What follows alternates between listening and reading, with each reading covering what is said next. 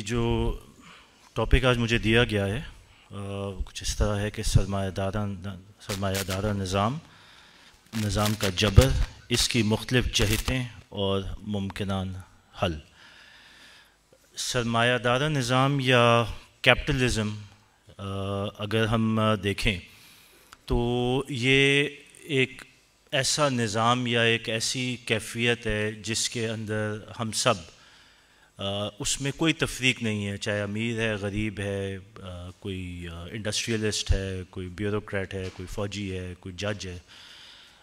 اس نظام کے ہم سب جو ہیں وہ وکٹم بھی ہیں اور اس کے ایفیکٹیز بھی ہیں۔ اب یہ ہے کہ اس نظام کی یا یہ سیکولرزم یا سرمایہ دارہ نظام کی بہت بات ہوتی ہے، اس مفروضے کو بھی عموماً یوز کیا جاتا ہے اور عموماً ایک نیگیٹو کونوٹیشن یعنی کہ کوئی پازیٹیو یا کوئی اچھے سمت میں نہیں یوز کیا جاتا۔ تو سوچنے کی بات یہ ہے کہ جس وقت بھی یہ نظام قائم ہوا یا اتنے عرصے سے رائج ہے اور پوری دنیا میں رائج ہے، تو کیا وجہ ہے کہ پھر ایک نیگیٹو کونوٹیشن یا ایک غلط یا منفی سمجھے جانے والے نظام کو ایکسیپٹ بھی کیا ہوا ہے اور رائج بھی کیا ہوا ہے؟ تو آج ہمارا مقصد یہ ہے کہ تھوڑا سا ہم اس نظام کو سمجھیں گے اور یہ دیکھیں گے کہ یہ چیز ہے کیا، یا یہ بلا ہے کیا، یہ کہاں سے آئی، یہ کب شروع ہوئی، اس کے پیچھے کیا سوچ تھی، اس کے مختلف اجزاء کیا ہیں اور اس کی پھر امپلیکیشن کیا ہے اور آگے ہم جا کہاں رہے ہیں۔ سو ہم کوشش کریں گے کہ کچھ ڈیٹیلڈ اس کے اوپر ایک انڈرسٹینڈنگ آج ہم بلڈ کریں سب کے لیے، کیونکہ اس کی بڑی امپلیکیشنز ہیں، وہ ہم آگے کھولتے ہیں انشاءاللہ۔ تو ہم تھوڑا جاتے ہیں اور ہم یہ جو کیپٹلزم یا سرمایہ دارانہ نظام ہے، اس کی بنیادیں جب ہم کھودتے ہیں تو ہمیں پتہ چلتا ہے کہ تقریباً 1776 کا جو اشرا تھا، اس ٹائم میں ایک صاحب اسکاٹش تھے، رائٹر تھے اور لنڈن برطانیہ میں بیس تھے، ان کا نام تھا ایڈم اسمتھ۔ تو ایڈم اسمتھ نے ایک تھیوری پیش کی اپنی ایک کتاب کے اندر، اس کتاب کا نام تھا ویلتھ آف نیشنز۔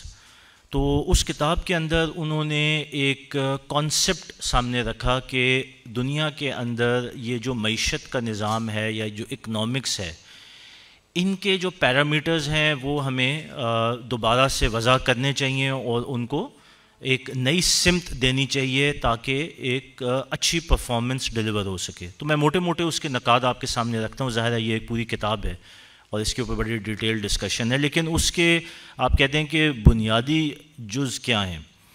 وہ کہتے ہیں کہ دنیا کے اندر جتنا بھی یہ کاروباری نظام چل رہا ہے، یہ سارے کا سارا پرائیویٹ اونرشپ یعنی کہ پرائیویٹ ملکیت ہونا چاہیے۔ اس میں سرکار کا اور حکومت کا کوئی رول نہیں ہونا چاہیے، یعنی کہ پرائیویٹ انٹرپرائز جو ہے وہ ہر چیز کی مالک ہو اور حاکم ہو، اور اسی سے ہی سارا جو معیشت کا نظام ہے وہ آگے چلے۔ ابھی ہم اچھے برے پہلو پہ نہیں آ رہے، وہ ہم آگے بات کریں گے، لیکن جو کیپٹلزم کی یا ایڈم اسمتھ کی جو تھیوری ہے اس کے بنیادی جز کیا ہیں۔ اس کے علاوہ کہتے ہیں کہ جی جو فیکٹرز آف پروڈکشن یعنی کہ وہ سارے اجزاء جس کے تحت کاروبار ہوتا ہے یا معیشت کھڑی ہوتی ہے، وہ اجزاء بھی پرائیویٹ سیکٹر یعنی کہ پرائیویٹ اداروں کی ہی ملکیت ہونے چاہیے اور وہی اس کو چلائیں۔ پھر حکومت کا اس میں کوئی رول نہیں ہونا چاہیے، نہ اس کی کوئی انوالومنٹ ہونی چاہیے۔ اچھا، جب پرائیویٹ سیکٹر کے پاس یہ سارے وسائل، ذخائر، آپ کے کاروبار کی ملکیت آ جائے گی، تو وہ جو کاروباری پرائیویٹ سیکٹر ہے اس کا کیا ہدف ہونا چاہیے؟ اور اس کا ہدف خالصتاً پیسہ بنانا اور پروفٹ کمانا ہونا چاہیے۔ کوئی اس میں دو رائے نہیں ہونی چاہیے، کوئی لیفٹ رائٹ نہیں، کوئی ہمدردی کا جذبہ نہیں، بالکل وہ کہتے ہیں نا کہ کٹ تھروٹ انوائرمنٹ کے تحت آپ کا ایک سنگل ہدف ہونا چاہیے کہ پیسہ کیسے بنانا ہے، جس کو ہم اصطلاح میں کہتے ہیں پروفٹ میکسیمائزیشن۔ اور یہ جو ایم بی اے کے طالب علم ہیں تو وہ انہوں نے پڑھا ہوگا، ہم نے بھی پڑھا اپنے ایم بی اے میں کہ جی پروفٹ میکسیمائزیشن جو ہے وہ ایک کمپنی کا ہدف ہوتا ہے، ساتھ ساتھ شیئر ہولڈر کی بینیفٹ میکسیمائزیشن، پھر امپلائی، لیکن بنیادی طور پہ سرمایہ دار کا پروفٹ کیسے آپ میکسیمائز کریں گے، یعنی کہ اس کو کتنا بڑھوتی دے سکتے ہیں، یہ ایک سنگل ہدف ہونا چاہیے۔ اور آخر میں یہ ہے کہ کمپٹیشن بھی ہونا چاہیے، یعنی کہ آپس میں بہت سارے پرائیویٹ بزنس اور کاروبار کمپیٹ کریں وسائل کے اوپر، یعنی کہ ایک جد و جہد ہو، لیکن جد و جہد کے سمت ہو اگین پروفٹ کے اوپر، یعنی کہ آپ کی جو اپنے بینیفٹ یا اپنے جو فائدے کو میکسیمائز کرنا، یہ ہدف ہونا چاہیے. تو یہ کیپٹلزم کی بنیاد ہے جو ایڈم اسمتھ صاحب نے رکھی. جو ایک کانسیپٹ بہت مشہور ہے اس کو لیسی فیئر کہتے ہیں یا لیزی فیئر بھی کہہ سکتے ہیں. یہ بیسکلی ایک فرینچ ورڈ ہے if I am not wrong, اور اس کا ترجمہ ہے کہ جی حافظ صاحب کیا بتایا؟ عدم مداخلت. تو جس کو ہم فری مارکیٹ بھی کہتے ہیں، عدم مداخلت یا فری مارکیٹ. اور اس کے پیچھے بھی جو کانسیپٹ ہے وہ یہ ہے کہ حکومت کا اس سارے کاروباری معاملے میں کوئی عمل دخل نہیں ہونا چاہیے. تو یہ وہ کچھ بنیادی ستون تھے جن کے اوپر کیپٹلزم کا آغاز ہوا. اچھا، اس کے بعد اس کی مختلف جہتیں بھی سامنے آتی رہیں. میں آپ کو صرف موٹے موٹے نام لے لوں گا، اس میں کچھ زیادہ تفصیل میں بھی جانے کا نہ ٹائم ہے نہ میرے خیال میں ضرورت ہے.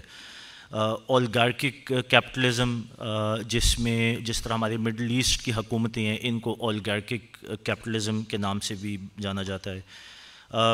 اسٹیٹ گائیڈڈ کیپٹلزم ہے، بگ فرم کیپٹلزم ہے، انٹرپرینیورل کیپٹلزم ہے. یعنی اس کی یہ آگے جہتیں نکلتی آئیں جو ارتقاء کا پروسیس آگے چلتا گیا. اب جو چیز میں آپ کے سامنے رکھنا چاہتا ہوں، یہ تو ایک بنیادی ایجوکیشنل وہ کہتے ہیں کہ کالج ٹائپ انفارمیشن تھی جو آپ کو دی. اصل میں بات یہ ہے کہ جب بھی کوئی نظام آتا ہے اور اس طرح آتا ہے کہ اس کو پوری دنیا اور ساری بنی نوع انسان کے لیے ایک کانسیپٹ کی طرح پریزنٹ کیا جاتا ہے، تو اس کے اندر بہت سارے اچھے پہلو بھی ہوتے ہیں. یہ نہیں ہو سکتا کہ پیور ایول کو آپ پورے دنیا کے لیے رکھیں اور وہ ایکسیپٹ بھی ہو جائے. تو اگر آپ یہ دیکھیں کہ یہ کانسیپٹ جہاں پہ اس کے اندر خود غرضی ہے، تو وہاں پہ اس کے اندر پرفارمنس اینڈ پیک پرفارمنس کی ڈیلیوری، یعنی کہ بہترین پوٹینشیل لوگوں کا کیسے آپ نکالیں گے، اور اس کے پیچھے موٹیویشن جو ہے وہ پیسہ ہے. مانیں یا نہ مانیں، لیکن یہ بہت بڑی موٹیویشن ہے. ہم سب آج اس کا شکار ہیں اور ہم دیکھتے ہیں کہ پیسے کے پیچھے ہی زیادہ تر لوگ، ایون دین کمپرومائز ہوتا ہے، اقامتی دین کمپرومائز ہوتی ہے، کیونکہ عموماً یہ کہا جاتا ہے پیٹ جڑا ہوا ہے. تو معیشت کا جو معاملہ ہے یہ ایک کنسسٹنٹ پرابلم ہے. تو ایڈم اسمتھ نے یہ تھیوری دی، ٹھیک ہے، وہ اس کے اندر ظاہر ہے وہ ایمانیات کی وہ کیفیت تو نہیں ہے، تو اس نے اپنی سوچ رکھی ہوگی. لیکن کانسیپٹ کی حد تک پھر بھی بندہ جسٹیفائی کر سکتا ہے کہ شاید اس کے اندر ایک پیور پروفیشنل اپروچ کے تحت کوئی پازیٹیوٹی ہوگی. لیکن اصل بات جس پہ اب میں آنا چاہتا ہوں وہ یہ ہے کہ حقیقت کیا ہے. وہ کیپٹلزم کی شکل جو ایڈم اسمتھ نے دی 1776 میں، جو کہ میں نے آپ کے سامنے رکھی، اس کی آج کے زمانے میں جو حقیقت ہے وہ کیا ہے. اور وہ حقیقت جو ہے وہ بہت اگلی ہے، وہ بڑی بھیانک ہے، وہ بدصورت ہے. اور اس کے اوپر تھوڑا سا ہم دیکھتے ہیں کہ وہ حقیقت کیا ہے، کیونکہ یہ وہ انوائرمنٹ ہے جس کے میں اور آپ یا بنی نوع انسان ساری کی ساری اس وقت وکٹم ہے. تو یہ جو سوشو اکنامک ڈسپیرٹی کا پورا ایک ماحول ہے، اور اس کا کیا مطلب ہے آسان الفاظ میں، یہ امیر امیر سے امیر تر اور غریب غریب سے غریب تر، یہ جو تفرقہ ہے یا یہ جو ڈیوائیڈ ہے، یہ ہے سوشو اکنامک ڈسپیرٹی جو ہم نظر آ رہا ہے ہمیں. اور اس کی میں کچھ مثالیں آپ کے سامنے دیتا ہوں کہ دنیا کے اس وقت جو 10% امیر ترین لوگ ہیں وہ تقریباً 85% پوری دنیا کے وسائل کے اوپر اس کے مالک اور حکمران ہیں. یعنی کہ 10% جو ہے لوگ 85% دنیا کے وسائل اور جو آپ کی ویلتھ ہے یا مالیات ہیں اس نظام کے اوپر رائج ہیں اور اس کے مالک ہیں. اسی طرح دنیا کی 10 جو بڑی کمپنیز ہیں، یعنی کہ سب سے بڑی دنیا کی 10 largest 10 corporations of the world, وہ اس وقت دنیا کے 180 ممالک کی کمبائنڈ اکانومی سے زیادہ ان کی جو ہے وہ مالی حیثیت ہے اور ان کے پاس ایسٹس یا ویلتھ ہے. تو یہ جو اتنا بڑا تفرقہ ہے، یہ تفرقہ کا پورا جو نظام ہے، یا جس وجہ سے ہم یہاں تک پہنچے ہیں، اس کے پیچھے بھی کیپٹلزم ہے. اور کیوں ہے وہ ہم آگے جا کے ہم بات کریں گے. تو ہم بات کر رہے تھے کہ یہ جو سوشو اکنامک ڈسپیرٹی ہے، یہ جو وسائل کا یہ جو اتنی تفریق ہے، تو اس کے پیچھے بھی یہ نظام ہے. اب دیکھنے کی بات یہ ہے کہ یہ جو اتنے وسائل کا کنٹرول تھوڑے سے لوگوں اور چند مالیاتی اداروں یا بڑی کارپوریشنز کے پاس چلا گیا، اس کا آگے نتیجہ کیا ہے. یہ ابھی ہم موجودہ حالات کو صرف سکین کر رہے ہیں کہ ہم کھڑے کہاں پہ ہیں. تو آپ دیکھیں کہ دنیا میں یہ جو اتنی بڑی بڑی جنگیں چل رہی ہیں، صرف افغانستان کی جو جنگ ہے، آپ کو پتہ ہے کہ امریکہ کا جو بجٹ افغانستان کی صرف ایک جنگ، ہم عراق، سیریا یا لیبنان یا باقی باتیں نہیں کر رہے، صرف ایک جنگ افغانستان کی، اس کی جو کاسٹ ہے وہ $2.3 ٹریلین ہے. 1 ٹریلین کے اندر 1000 بلین ہوتا ہے، اور پاکستان کا اس وقت ٹوٹل قرضہ جو ہے وہ $120 بلین ہے، جس کے اوپر ہم رو رہے ہیں اور ہم غلامی کے توق اپنے گلے میں باندھ کے بیٹھے ہوئے ہیں. تو 120 بلین پاکستان کا ڈیٹ، 1000 بلین 1 ٹریلین کے اندر، اور 2.3 ٹریلین صرف افغانستان کی جنگ کا بجٹ تھا امریکہ کا، جو انہوں نے اس جنگوں میں لگایا. اسی طرح آپ دیکھیں کہ یہ جو فیشن انڈسٹری ہے، فلموں کی انڈسٹری ہے، میوزک کی انڈسٹری ہے، لیجر، کمفرٹ، ہوٹلنگ، ٹورزم، یہ جتنے بھی عیاشی کے کام ہیں، اس کے اندر بے تحاشا پیسہ خرچہ ہو رہا ہے، جس کی واقعی اگر آپ دیکھیں کہ بنی نوع انسان کو اس میں کتنی خدمت یا کتنی سہولیات حاصل ہو رہی ہیں، یہ ایک سوالیہ نشان. اسی طرح آگے چلے جائیں کہ یہ جو آپ کو اس وقت انٹرنیٹ کے اوپر جو ڈارک ویب کا کانسیپٹ ہے، اس کے اندر ریڈ رومز ہیں، جس کے اندر خواتین کے ساتھ زیادتی، بچوں کے ساتھ زیادتی، یہ جو پورا ماحول ہے، جس کے پیچھے ایک ہی صرف انسٹرومنٹ ہے جو اس کو ڈرائیو کرتا ہے، وہ پیسہ ہے. یعنی پیسے کا بے تحاشا ہونا اور بے تحاشا غلط سمت میں اور غلط جگہوں پہ استعمال ہونا. اسی طرح ڈرگز ہیں، پھر پورن انڈسٹری ہے، پھر سیکس ٹریفکنگ ہے. مطلب یہ وہ ساری چیزیں جو آپ کے لیے زہر قاتل ہیں، یہ پیسہ وہاں پہ ڈپلوائے ہوتا ہے، کیونکہ تھوڑے سے لوگ بہت زیادہ وافر مقدار میں وسائل کے اوپر قابض ہو گئے، اب وہ اپنی من مانی کرتے ہیں اور اپنی من موجی کرتے ہیں. ابھی ہم اس کو شیطان سے جوڑیں گے کیونکہ جڑتا ادھر ہی ہے جا کے. تو ہم یہ دیکھتے ہیں کہ ہو کیا رہا ہے. آپ اس کیپٹلزم کے نظام کے ساتھ جن چیزوں کو جوڑتے ہیں وہ بائی ڈیفالٹ، یعنی کہ قدرتی طور پہ یا منطقی طور پہ اس کے ساتھ آپ کی فیشزم جڑتی ہے. فیشزم ہم جابرانہ نظام جس کو کہیں گے. اسی طرح سیکولرزم جڑتی ہے، لادینیت جس کو ہم کہہ سکتے ہیں، قومیت جڑتی ہے، مادیت جڑتی ہے. یہ پورے وہ کانسیپٹس ہیں جو اس کیپٹلزم کے ساتھ جڑے ہوئے ہیں، جن کی ہم آگے جا کے بات کریں گے. لیکن کہنے کا مقصد یہ ہے کہ اس سے ہو کیا رہا ہے، ہم آج کہاں کھڑے ہوئے ہیں. آپ کے سامنے ایک تھوڑا سا ماحول رکھتا ہوں لوکل اپنی ہی انوائرمنٹ کا، پاکستان کی. آپ کے ادھر بھی ایک رولنگ ایلیٹ کریٹ ہو چکی ہے. وہ تھوڑی سی فیملیز ہیں جو سیاست میں بھی ہوتی ہیں، جو انڈسٹریلسٹ بھی ہیں، جو جاگیردار بھی ہیں. ان کے پاس سارے وسائل ہیں، وہ پولیٹکس کو بھی اپنے مرضی کے لیے استعمال کرتے ہیں، وہ قانون کو بھی اپنی مرضی سے استعمال کرتے ہیں، اور وہ مالیاتی اداروں کے جو وسائل ہیں، جو بینکنگ کے وسائل ہیں، ان کو بھی اپنے مفاد میں استعمال کرتے ہیں. اور کر آپ ان کا کچھ نہیں سکتے ہیں. اور وہ کیوں نہیں کر سکتے ہیں؟ کیونکہ جو طاقت ان کے پاس موجود ہے اس کے ساتھ جبر جڑا ہوا ہے، جس کو ہم نے فیشزم کہا، کہ جس وقت ان کے خلاف کوئی آواز اٹھے گی تو چونٹیوں کی طرح ان کو مسل دیا جائے گا. یہ تو ہمارے روز کی ایک ایکسپیرینس ہے. جہاں پہ میں ٹچ کرنا چاہتا ہوں کہ یہ نہ بھولیں کہ یہ جو وسائل کا نشہ ہے، اس نشے میں کوئی تفریق نہیں ہے. یہ نشہ جو ہے یہ ایک بیوروکریٹ کو بھی چڑھتا ہے، ایک سیاستدان کو بھی چڑھتا ہے، ایک عام انسان کو بھی چڑھتا ہے، اور ایک وردی والے کو بھی چڑھتا ہے. تو جب آپ اپنے ماحول میں دیکھیں گے تو آج آپ کو یہ کاروبار کا، یہ کمپنیاں کھولنے کا اور ان وسائل کو اپنے فائدے میں استعمال کرنا اور ایکسپلائٹ کرنے کا جو نشہ ہے وہ ہر طرف آپ کو نظر آئے گا. وہ لوگ جن کا کام یہ نہیں تھا، انہوں نے بھی کمپنیاں کھول کے تو بڑے بڑے کاروبار بنا لیے. ایک رائٹر ہے عائشہ صدیقہ، ان کی ایک کتاب ہے، تو اس کو اگر اور سمجھنا ہو تو وہ کتاب پڑھ لیجئے گا. اس کا نام ہے ملٹری انک. اب وہ ملک سے بھاگ چکی ہیں.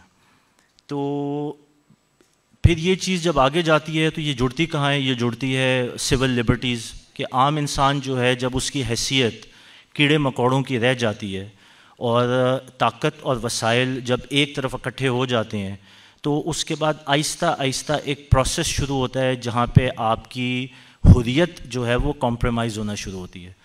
کیونکہ آپ کے اندر اگر حریت ہوگی تو آپ یہ جو ظلم اور یہ جو تفریق کا نظام ہے اس پہ سوال اٹھائیں گے. تو سوال نہیں کرنا.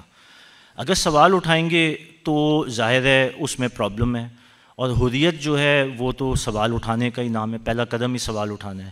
تو پھر یہ ہوگا کہ جو سوال اٹھائیں گے وہ پھر مسنگ پرسنز ہو جائیں گے. تو یہ جو پورا ایک کلچر جو اس وقت ہمارے آگے پیچھے لیفٹ رائٹ موجود ہے، یہ ہمیں نظر آتا ہے. میں آپ کو صرف یہ دکھانا چاہ رہا ہوں کہ یہ جڑتا کہاں پہ. یہ جڑتا اسی کیپٹلزم سے ہے جو 1776 میں ایڈم اسمتھ نے انٹروڈیوس کرایا، جس کے آج ہم سب شکار ہیں. تو یہ تو ایک بنیادی خاکہ تھا جو آپ کے سامنے رکھا. اس کے دو حصے تھے. دا تھیوری کیپٹلزم کی، کہ کیپٹلزم جس بندے نے شروع کیا اس نے کس سوچ سے شروع کیا، اور پھر آج اس کا جو انجام ہے، جو اصل حقیقت ہے ہمارے سامنے، وہ کیا ہے. یہ میں نے ایک خاکہ آپ کے سامنے بلڈ کیا. اب ہم تھوڑا سا اس کی بنیادوں کو کھودتے ہیں. اچھا جی، یہ اس پہ جب بھی آپ کسی چیز کو سمجھنے جاتے ہیں تو اس کی ہسٹری کو سمجھنا بھی ضروری ہے. تھوڑا سا ہم یہ دیکھیں گے کہ یہ کیپٹلزم کی جو بلا ہے یہ آئی کہاں سے، یا یہ کتنی پرانی ہے. 1776 میں ایڈم اسمتھ نے تو ایک کانسیپٹ دے دیا، لیکن جو چیز میں آپ کے سامنے رکھنا چاہتا ہوں وہ یہ ہے کہ یہ ایک پیٹرن ہے، اور یہ پیٹرن اور کسی کا نہیں ہے ایکسیپٹ کہ شیطان کا. شیطان کے ہر پلان کے اندر آپ ایک پیٹرن دیکھتے ہیں، اور شیطان کبھی بھی، جس کو کہتے ہیں نا کہ سٹل اٹیک نہیں کرتا، یعنی کہ ایک دم ایک آئیڈیا پھینکتا نہیں ہے میدان کے اندر. وہ آہستہ آہستہ آہستہ ٹیوننگ کرتا ہے اور بنی نوع انسان کو اس کا عادی بناتا ہے، یعنی کہ لت پڑ جاتی ہے. تو اسی طرح یہ جو کیپٹلزم ہے یہ ایک پورا کانسیپٹ ہے جس کے پیچھے ایک پیٹرن ہے. اور پیٹرن اگر ہم آسان لفظ میں دیکھیں تو وہ کیا ہے؟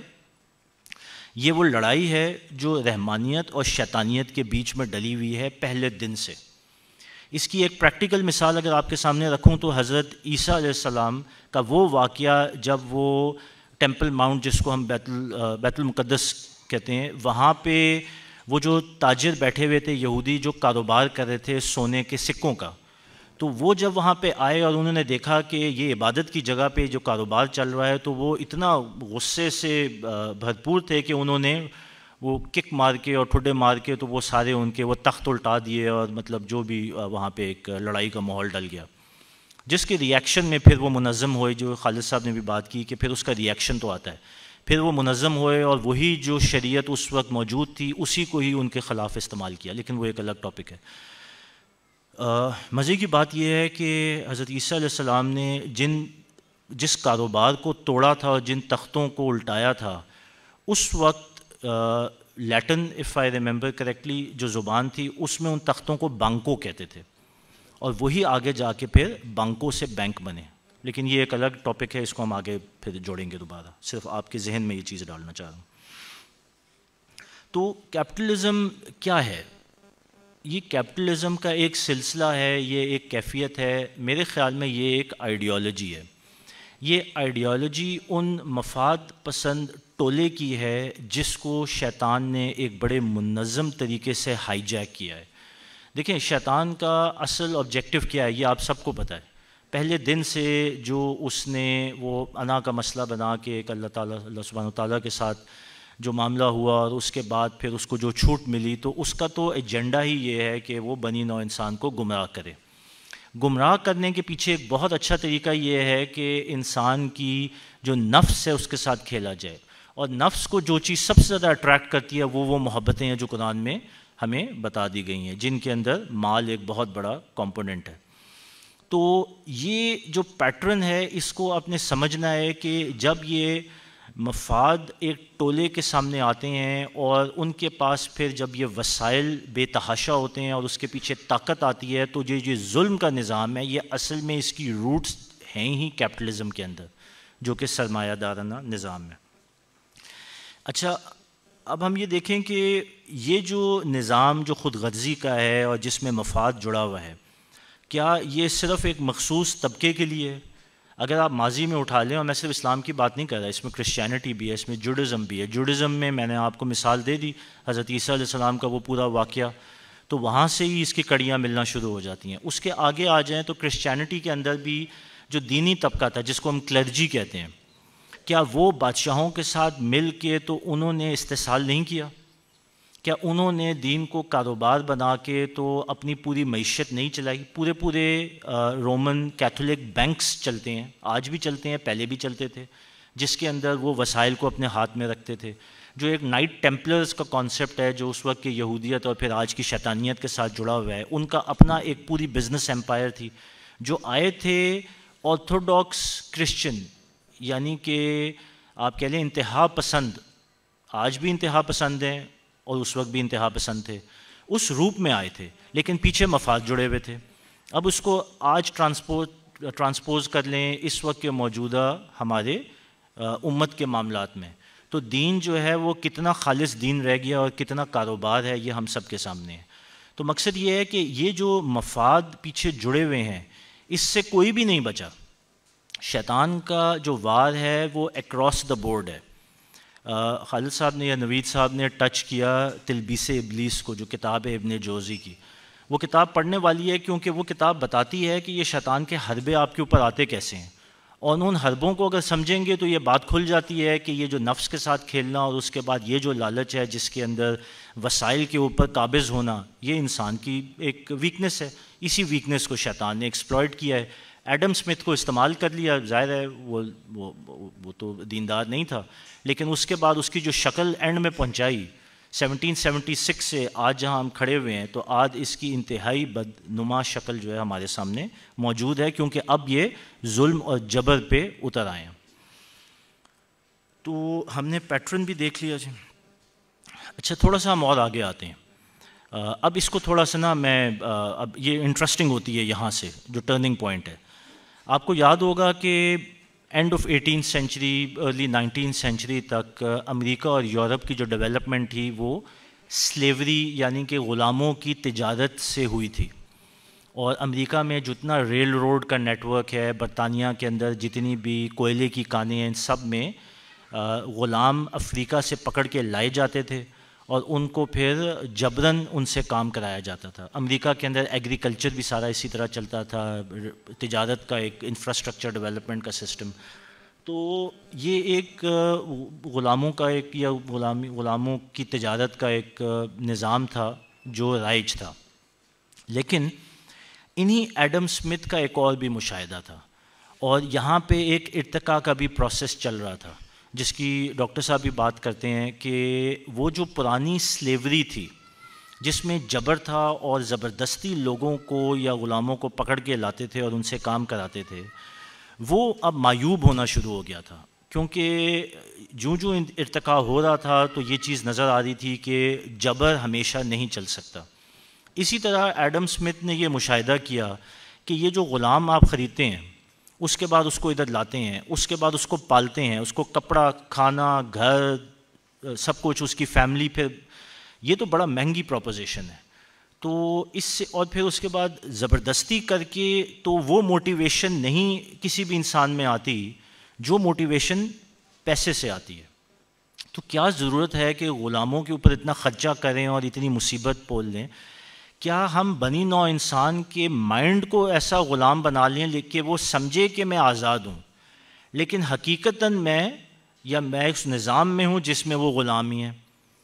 تو یہاں سے آتا ہے وہ پورا ایک ٹرانسفارمیشن جو ادھر ہی یہ ایڈم اسمتھ کے کانسیپٹ سے ہی اور کیپٹلزم کے کانسیپٹ سے جڑی ہوئی ہے، جس میں کارپوریشنز کا قیام اور اس کے بعد امپلائر امپلائی ریلیشن شپ کی بنیاد ڈلی. یعنی کہ امپلائی کیا ہے؟ امپلائی جو ہے وہ تابع دار نوکر ہے. جس طرح خالد صاحب نے کہا کہ باس از آلویز رائٹ. یہ باس از آلویز رائٹ کا کلچر آیا کہاں سے؟ یہ آیا اسی کیپٹلزم سے. اور یہ باس از آلویز رائٹ کو دماغ میں اتارا کیسے؟ یہ اتارا اس ایجوکیشن سسٹم سے جو خاص طور پہ منظم کیا گیا انڈسٹریل ریولوشن کو سپورٹ کرنے کے لیے. تو اب آپ دیکھ رہے ہیں کہ ڈاٹس کنیکٹ ہوتے جا رہے ہیں. یہ وہ میں آپ کو بتا رہا تھا کہ پیٹرن ہے جو آپ اگر کھودیں گے تو آپ کو نظر آئے گا کہ اس کے پیچھے فٹ پرنٹ شیطان کے ہیں، کیونکہ شیطان کا طریقہ واردات یہی ہوتا ہے.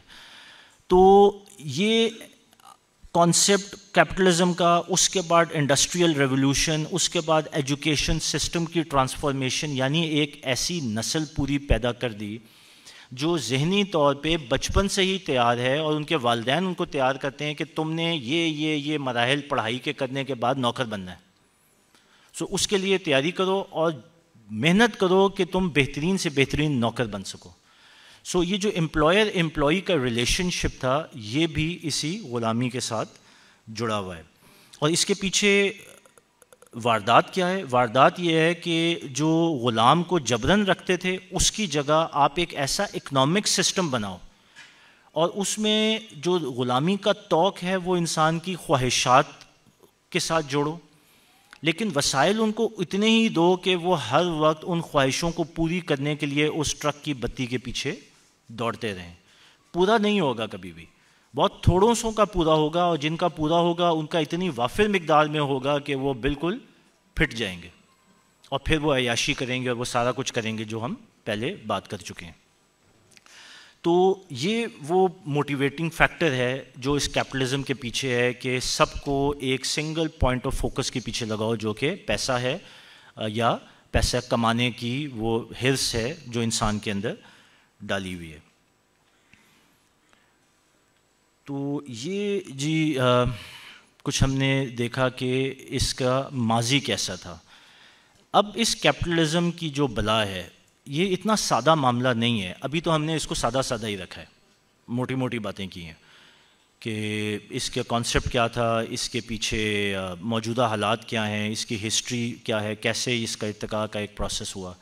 اب میں آپ کو بتاتا ہوں اس کی جو اصل گیم ہے، اور اصل گیم یہ ہے کہ اس کیپٹلزم کی جو بلا ہے اس کا جو سب سے بھیانک مانسٹر، یا جو اس کا کہہ لیں کہ جو اس کا ہتھیار ہے، وہ ہے آج کی modern banking system. Modern banking system کے بغیر یہ کیپٹلزم یا کیپٹلسٹ سسٹم چل ہی نہیں سکتا ہے۔ یہ وہ بینکنگ سسٹم ہے جو اس کیپٹلزم اور اس مفاد کے ٹولے کو ان لمیٹڈ پاور دیتا ہے، اور وہ ان لمیٹڈ پاور کیسے دیتا ہے؟ وہ دیتا ہے بینکنگ سسٹم کا وہ کانسیپٹ، اس کو ہم ابھی زیادہ نہیں کریں گے، اس پہ ہم نے بہت بات پہلے بھی کی ہوئی ہے، کافی لیکچرز بھی موجود ہیں، کہ جب آپ کے پاس پیسہ کریٹ کرنے کی طاقت آ جاتی ہے اور آپ کے ہاتھ میں ایک بلینک چیک ہوتا ہے کہ اس پہ جتنی بھی اماؤنٹ لکھنی ہے لکھ لو، کوئی سوال نہیں کیا جائے گا، تو آج کے زمانے میں یہ ان لمیٹڈ پاور ہے، کیونکہ اس پیسے سے آپ ہر ایک کو اور ہر قسم کے وسائل کو خرید سکتے ہیں۔ وہ ہینری کسنجر ہی تھا میرے خیال میں جس نے اپنی کتاب میں لکھا تھا کہ Pakistanis can sell their mother for a dollar. ہے تو ہمارے لیے بڑی شرمندگی کی بات، لیکن کیا اس نے غلط لکھا تھا؟ پچھلے 20 سال کے پورے جو یہاں پہ ہوتا رہا ہے اس کو دیکھ لیں تو خود ہی شرمندگی ہوتی ہے، اس کو کیا برا کہیں گے ہم۔ تو بات یہ ہے کہ یہ جو بینکنگ کا سسٹم ہے اس نے کیا ہے، اس نے اس کیپٹلسٹ سسٹم کو راکٹ لگا دیے اور اس کو ایسا بوسٹ کیا ہے کہ اب ایک دنیا کے اندر ایک ایسی ایلیٹ رولنگ کلاس موجود ہے جو کہ آپ کے سارے وسائل کے اوپر قابض ہے، اور باقی جو بنی نوع انسان ہیں اس بینکنگ سسٹم کے نظام میں تھوڑا کمپلیکیٹڈ ہے، اس کو سمجھنے کے لیے آپ کو باقی لیکچرز سننے پڑیں گے، اس کی ذرا گہرائیوں میں جانا پڑے، آج ٹائم نہیں ہے، لیکن اس پروسیس کی خوبصورتی کہہ لیں یا چکر بازی کہہ لیں یہ ہے کہ یہ بنی نوع انسان کی جتنی بھی محنت اور مشقت ہوتی ہے اس سارے کو اکٹھا کرتا ہے اور اس کو چینل کرتا ہے ایک بہت محدود اور لمیٹڈ گروہ کے مفاد کو پورا کرنے کے لیے۔ مثال کے طور پہ آج ہمارے سامنے بینکس موجود ہیں، بینکس کے اندر آپ سب اپنے ڈپازٹس رکھتے ہیں، آپ کی سیلریز آتی ہیں جو تنخواہ دار ہیں، یا اپنی سیونگز کو رکھتے ہیں، تو وہ جو سارا پیسہ جب بینک اکٹھا کر لیتا ہے تو وہ بلینز میں ٹریلینز میں اماؤنٹ چلی جاتی ہے، اس کا اینڈ یوزر کون ہوتا ہے؟ کیا اینڈ یوزر وہ انسان ہے جو کہ ایک فریش کاروبار شروع کرنے جا رہا ہے اور وہ آ کے بینک کے پاس جاتا ہے کہ جی مجھے قرضہ دو؟ اول تو اس میں سود کا معاملہ ہے، وہ ہے ہی بالکل غلط، لیکن ہم چلیں تھوڑی دیر کے لیے اگر صرف نظر بھی کر لیں تو پھر بھی وہ کسی عام انسان کو انٹرٹین نہیں کرتے۔ بینکنگ سسٹم کے سب سے بڑی بینیفیشریز جو ہیں وہی رولنگ ایلیٹ ہے، وہی انڈسٹریلسٹ ہیں، وہی سرمایہ دار ہیں، یا پھر وہی طاقت کے سرچشمہ جن کے ہاتھ میں ہے، چاہے وہ وردی میں ہے یا نان وردی میں ہے، بینیفیشری الٹیمیٹلی وہی ہیں۔ اسی لیے دیکھیں کہ آپ کے اصل حاکم وہی ہیں، باقی سارے جو ہیں وہ چکی میں پس رہے ہیں، صبح دوپہر شام دوڑتے ہیں، مہنگائی ہو جاتی ہے تو روتے ہیں، واٹس ایپ کے اوپر اپنا غصہ نکال دیتے ہیں، اور بس اس سے زیادہ کوئی کچھ نہیں کر سکتا۔ جو ان کی مرضی کے مطابق نہ سڑکوں پہ نکلے، ویسے تو زیادہ تر ان کی مرضی کے مطابق ہی نکلتے ہیں اور جہلم کا پل نہیں کراس کرتے، لیکن جو ان کی مرضی کے خلاف نکلیں تو ان کے اوپر ایسا بھرپور جبر ہوتا ہے، وہ آپ نے دیکھ لیا چاہے لال مسجد میں ہو یا کہیں اور ہو۔ تو بات یہ ہے کہ یہ جو بینکنگ کا نظام تھا یہ بھی سپورٹ کرتا ہے اسی کیپٹلزم کو. اب یہ جو بینکنگ کا نظام ہے اس کے ساتھ جو چیز جڑی ہوئی ہے جو کہ ہم سب کے اوپر جبر کی ایک اور شکل لے کے آتی ہے وہ انفلیشن ہے, افراط زر. اب جب ایک انسان محنت کرتا ہے اپنی ان مقاصد کو پورا کرنے کے لیے یا ان وسائل کو یا ان اہداف کو پورا کرنے کے لیے جو زندگی میں سیٹ کی, گھر لینا ہے, گاڑی لینی ہے, بچوں کو پڑھانا ہے, تو جب آپ 5 سال 10 سال 20 سال بعد وہاں تک پہنچتے ہیں تو افراط زر آپ کے اس وسائل کو پہلے ہی کھا چکی ہوتی ہے. تو نیٹ آپ زیرو کیا آپ مائنس میں ہوتے ہیں. یہ وہ ٹرک کی بتی ہے جس کے پیچھے ایک پلان کے تحت ساری بنی نوع انسان کو لگایا گیا, اور یہ صرف آپ ہی نہیں ہے, امریکہ میں بھی یہی ہوا. کیونکہ ان کے پاس وسائل تھے, وسائل کی وجہ سے گورنمنٹ ریگولیشن پہ ان کا اختیار تھا. یعنی حکومتیں بھی یہ بناتے ہیں, ان کے ریگولیشنز بھی یہ بناتے ہیں, ریگولیشنز اپنے مفاد کے لیے بناتے ہیں. باہر سے بڑے سوفسٹیکیٹڈ لگیں گے, پارلیمنٹ میں بہت بھرپور بحث ہوگی, سینٹ میں اپروو ہوگی, کمیٹیاں بنی ہوں گی, لیکن الٹیمیٹلی مفاد کس کا سرو ہو رہا ہوتا ہے. پاکستانیوں کو تو اس چیز کی بہت اچھا ادراک ہے, کیونکہ ہمارے ساتھ تو یہ گیم جو ہے یہ بھرپور طریقے سے کھیلی جا رہی ہے. امریکہ میں بھی یہی ہوا تھا. منیمم ویج سیٹ کی وہ اتنی کم ہوتی تھی کہ انسان یا لوگ جو ہیں اپنے بنیادی وسائل ہی پورے کریں. منیمم ویج سیٹ کرنے کے بعد لوگوں کا پورا نہیں پڑتا تھا تو بینکنگ سسٹم کو انٹروڈیوس کیا کہ لونز لے لو. اب لوگ لون کے اوپر اپنی خواہشات کو پورا کرتے ہیں, یعنی کہ وہ توق در توق آپ کے گلے کے اندر باندھ دیا. 2 قسم کے توق گلے میں بن جاتے ہیں جو آج پوری بنی نوع انسان کے سر پہ ہیں. ایک ہے امپلائی, یعنی کہ آپ نوکر ہیں کسی ادارے کے, اور وہ نوکر یا وہ نوکری پوری نہیں ہوئی تھی کہ دوسری طرف جو کیپٹلزم کا توق ہے وہ آتا ہے آپ کا بینکر کا, کہ آپ کا گھر بھی لون پہ, سود پہ, آپ کی گاڑی بھی لون پہ, آپ کا پرسنل لون, آپ کا فریج. یہاں تو چلیں پھر بھی کچھ بہتری ہے, باہر تو fridge, mobile, microwave oven, مطلب ہر چیز ہی کریڈٹ کے اوپر ہے. اور جس وقت کوئی چون چاں کرے گا تو وہ آ جائیں گے کہ چلو, تو آپ بس سڑک پہ کھڑے ہوں گے. اس لیے یہ وہ توق ہے جو اس غلامی جو کہ جبری غلامی تھی اس سے زیادہ بھیانک ہے, لیکن یہ محسوس نہیں ہوتا. یہ شیطان کی وہ چال ہے, ہی از ویری کلیور. تو اب صبح دوپہر شام 2 نوکریاں, میاں بھی, بیوی بھی, گھر کا انفراسٹرکچر, ہر چیز کمپرومائز ہو رہی ہے کیونکہ سب کا ایک ہی ہدف ہے, پیسہ کمانا ہے. یہ وہ نظام کی بات ہے جو خالد صاحب نے بھی ٹچ کی کہ اللہ تعالیٰ ہم سے کیا چاہ رہا ہے اور ہم کدھر پھنسے ہوئے ہیں, اس کی ہم آگے بات کریں گے. تو اب ہم اس کو تھوڑا سا سپیڈ اپ کریں گے, ٹائم تھوڑا کم ہے.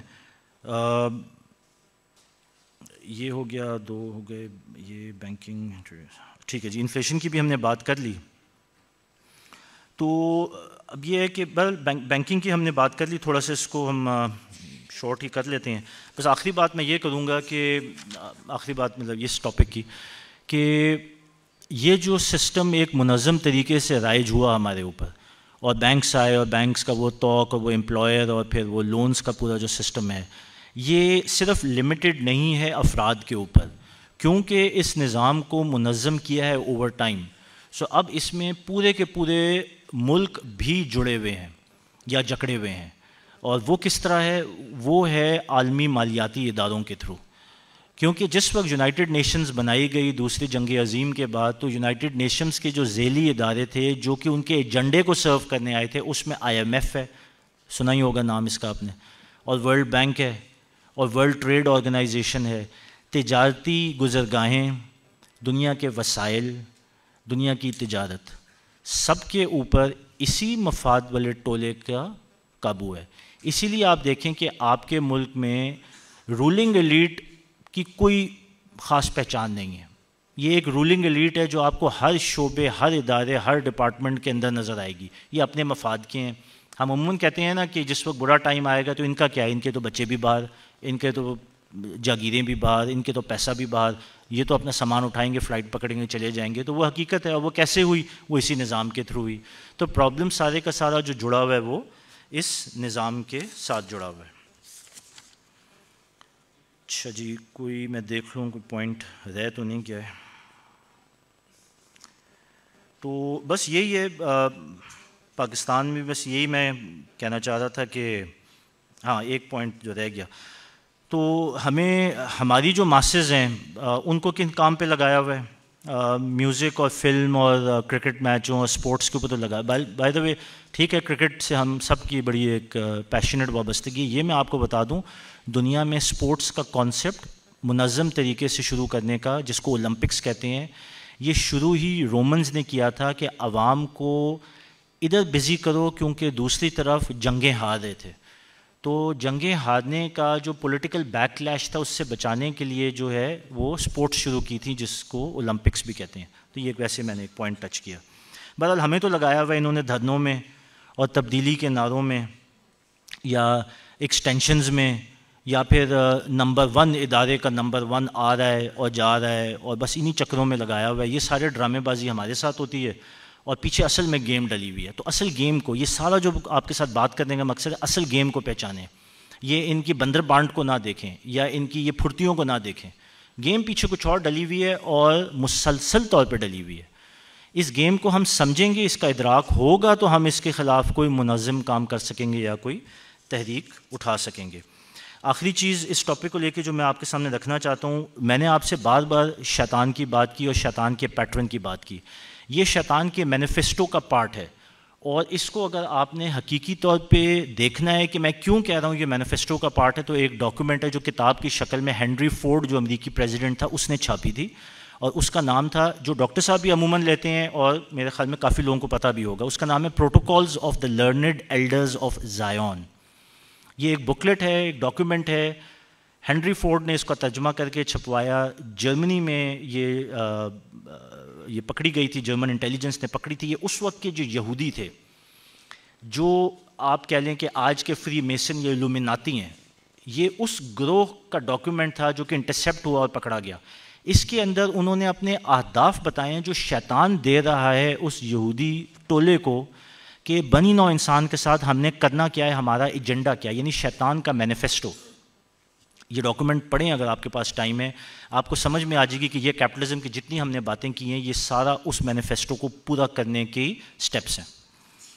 اب ہم آگے جاتے ہیں کہ جی اس کا کرنا کیا ہے. ظاہر ہے یہ ایک مصیبت ہے اور ہم سب اس میں جکڑے ہوئے ہیں. تو یہ جو غلامی ہے، ماڈرن ڈے کی غلامی یا سلیوری، اس سے نجات کا یا انسان کی نجات کا طریقہ کیا ہے؟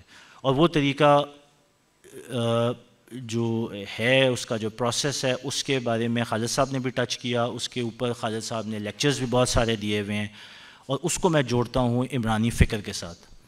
یہ جو سوشل تھاٹ جو مولانا مودودی نے بہت خوبصورت طریقے سے ہمارے سامنے رکھی ہے، یہ عمرانی تھاٹ ہے جو اس پوری مصیبت اور اس پورے جو وبال ہے اس کا سلوشن ہے. جب تک ہم یہ خود نہیں سمجھیں گے اور لوگوں کو نہیں سمجھائیں گے، یہ تبدیلی نہیں آئے گی جو کہ حقیقی جس کی ضرورت ہے. اور یہ سوشل تھاٹ یا عمرانی تھاٹ کی بنیاد کیا ہے، یا یہ تبدیلی یا یہ جو نظام یہ کیپٹلزم کا ہے، اس سے جان چھڑانے کی جو ہم بات کرتے ہیں، یہ کیسے ہوگا؟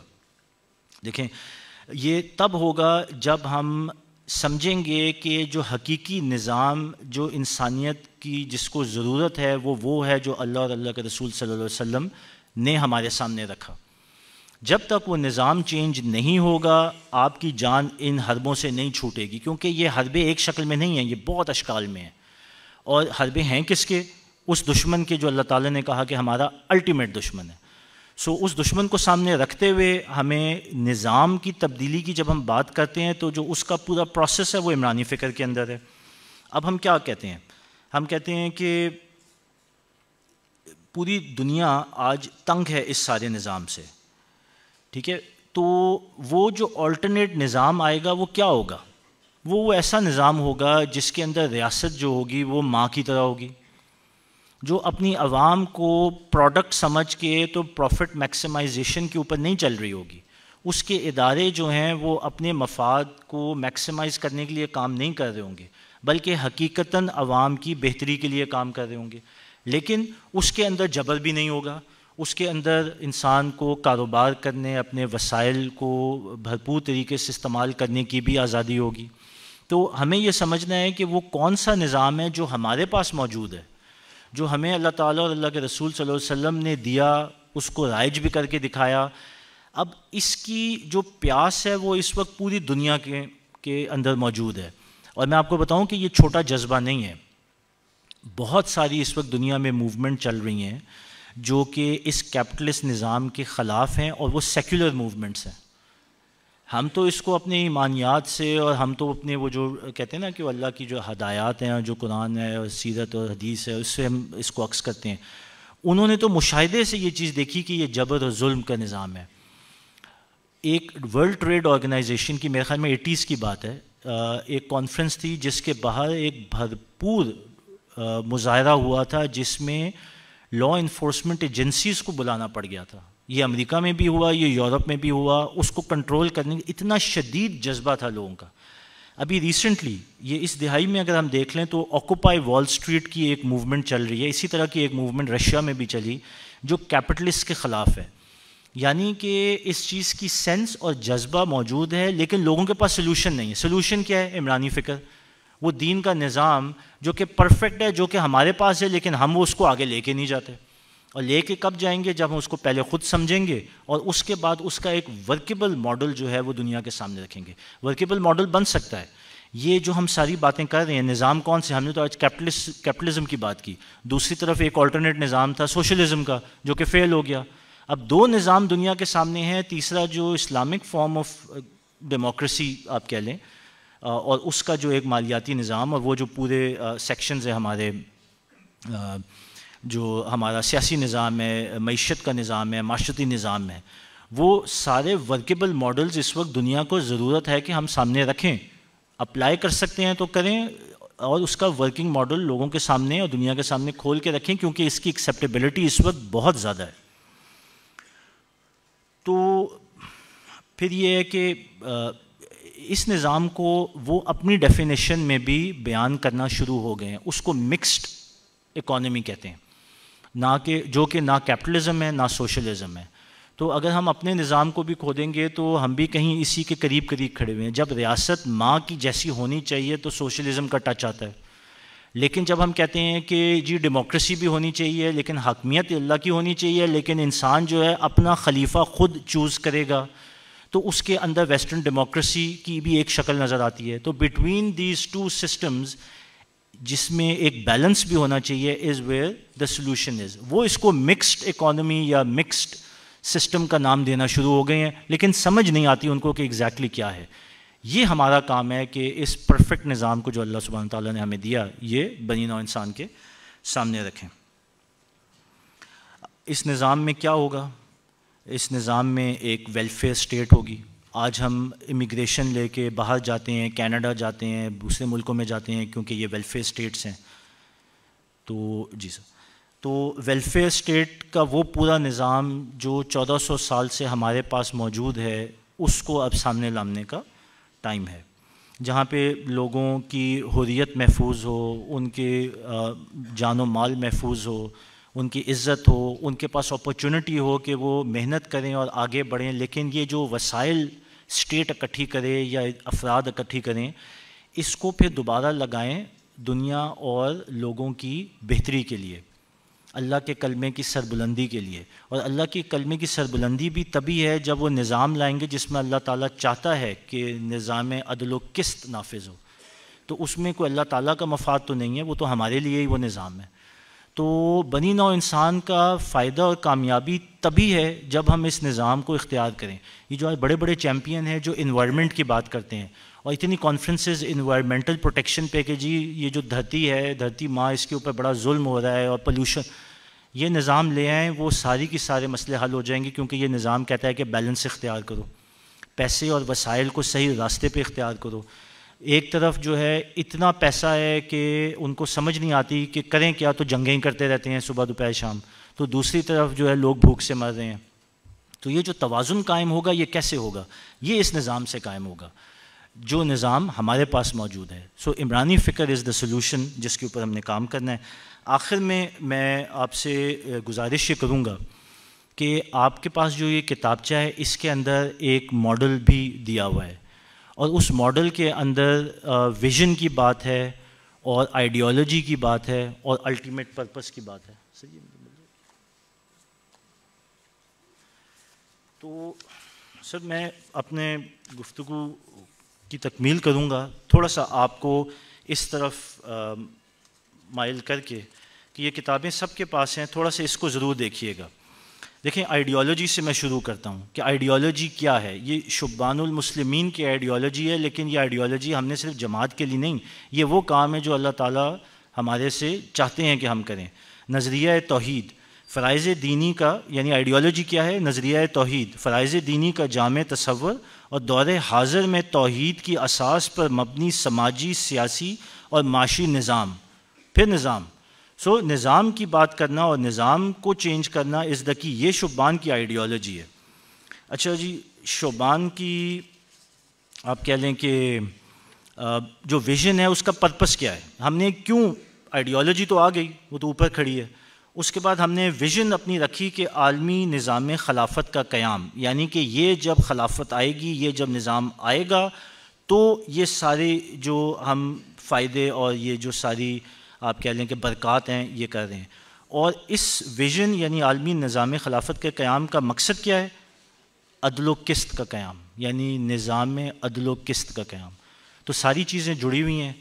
شبان میں ہم نے اپنے منشور کے اندر یہ چیزیں اب واضح کر دی ہیں۔ اللہ تعالیٰ ہم سب کی مدد کرے اور ہم سب کو کمیٹڈ ہو کے اس راستے پہ چلنے کی توفیق عطا فرمائے اور اپنی بھرپور صلاحیتیں اور وسائل لگانے کی توفیق عطا فرمائے، کیونکہ یہ معاملہ صرف میری اور آپ کی ذات کا نہیں ہے، یہ پوری بنی نوع انسان کی غلامی کے توق توڑنے کا راستہ ہے۔ تو اللہ شبان کے تھرو اس مقصد کو حاصل کرنے کی ہمیں توفیق عطا فرمائے۔ جزاک اللہ خیر۔